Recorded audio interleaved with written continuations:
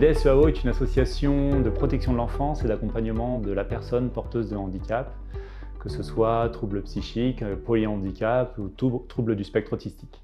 La prévention est une philosophie. C'est penser stratégiquement à ce qu'il pourrait y avoir comme souci, anticiper, se mettre en mode solution et développer les solutions pour que justement il n'y ait pas de problématique. L'idée de la prévention à tous les niveaux que ce soit au niveau de l'accompagnement des personnes qui nous sont confiées ou au niveau des professionnels, à tous les niveaux. La prévention, c'est réfléchir à ce qu'on pourrait éviter de catastrophique. Être bien au travail permet d'être en capacité de faire. Si cet équilibre est là, on pourrait se dire que effectivement la personne elle va pouvoir être plus efficiente. Et comme mon objectif premier est de délivrer une prestation la plus optimale possible aux personnes que nous accompagnons, eh ben oui. Du coup, la QVT est aussi une base dans mon raisonnement de management parce qu'en fait, si jamais on est bien, on travaille mieux. Si on travaille mieux, on accompagne mieux. Les professionnels interviennent auprès d'enfants porteurs du spectre autistique et d'adultes qui peuvent avoir des manifestations d'agressivité liées à des troubles sensoriels, à la gestion de la frustration, qui sont vraiment liés aux troubles qu'ils vivent.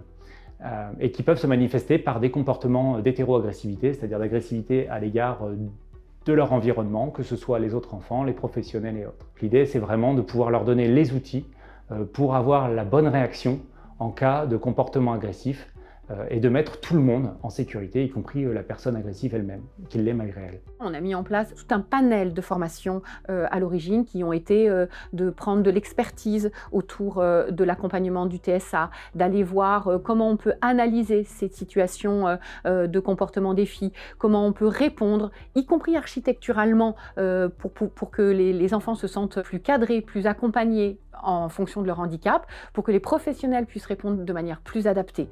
Donc ça a été en premier temps. On a mis d'autres formations en place au fur et à mesure, récurrentes, parce qu'effectivement, il y a 120 salariés ici et que quand on fait une formation collective, c'est 12 salariés. Donc on imagine bien qu'il faut pouvoir multiplier, démultiplier et organiser les choses dans le temps.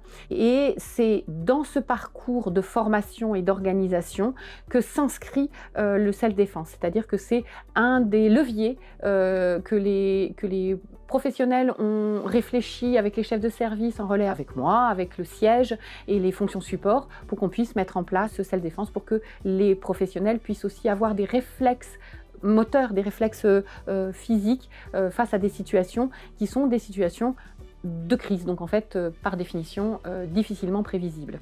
Concernant la QVT au sein de la DCAO, en dehors des formations qu'on peut mettre en place et de rendre acteurs les salariés de leur bien-être au travail, on les accompagne sur plusieurs thématiques. Ça peut être la mise en place de semaines du bien-être, des actions de gestion du stress, des actions de sophrologie qu'on met à disposition des salariés, des actions comme le yoga, comment essayer de réduire le stress. Les salariés peuvent en bénéficier et c'est des actions qu'on leur met à disposition sur la base du volontariat pour qu'eux-mêmes puissent être acteurs de leur bien-être au travail. Les 3 000 € qu'on va recevoir vont permettre de financer d'autres actions de prévention. Aujourd'hui, le plan de formation tel qu'il est financé au niveau de l'association est contraint et nous oblige à réaliser des arbitrages sur les actions de formation mises en œuvre, y compris sur les actions de prévention. Ces 3 000 € vont donc permettre d'aller plus loin dans les actions mises en place et de financer d'autres démarches.